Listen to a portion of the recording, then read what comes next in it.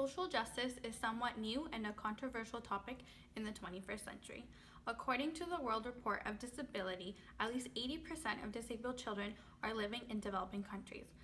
Unlike students with disabilities in developed countries, these students lack accessibility and accommodations. The lack of accessibility and accommodation stem from an absence of training, resources, and most importantly, time.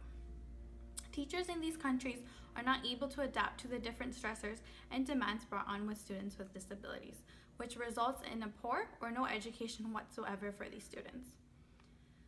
Issues with disabled students root far deeper than just education. In many developing countries, children with disabilities are not only withheld from education, but from society as a whole. This is why it is of the utmost importance to implement a change and provide social justice to those who desperately need it. Denying children with disabilities their right to education has a lifelong impact on learning, achievements, and employment opportunities, hence hindering their potential economic, social, and human development. To ensure that all children enjoy their basic human rights without discrimination, disability inclusion should be mainstreamed in all policies and plans. This applies to education system, which need to promote inclusion by ensuring that presence, participation, and achievement of all children, including children with disabilities. A few solutions that may implement change in these countries could be arranging some volunteer or practicum programs with a school in a developing country. UVic students have the choice of going abroad for 3 months or as a volunteer working on a month-to-month basis. Since resources are so limited in these developing countries, it has been said that less than 5% of books are available in formats accessible to the visually impaired.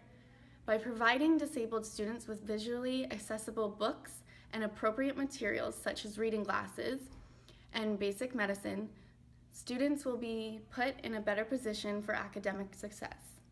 Students abroad will provide education not only to the students, but the teachers and parents as well. UVic students will not only be helping by educating students, but will also have the opportunity to share and discuss different educational approaches with the teachers and school boards. Students will also be responsible for educating parents on the great possibilities their disabled children have in post-secondary and employment if given the chance. We would build our curriculum for disabled students based around the curriculum that we have in Canada. This will provide us with further information on their education, allowing us to tailor our program to their needs. For this to happen, we must raise awareness regarding this issue. We would raise awareness through data collection as to what disabilities are more supported and which are neglected. Weekly or monthly seminars in both Canada and the developing countries will help further raise awareness. Several challenges arise when trying to implement this program, since only 10% of all children with disabilities are in school. Accessibility is a major challenge. In many developing countries, many residents live in rural areas.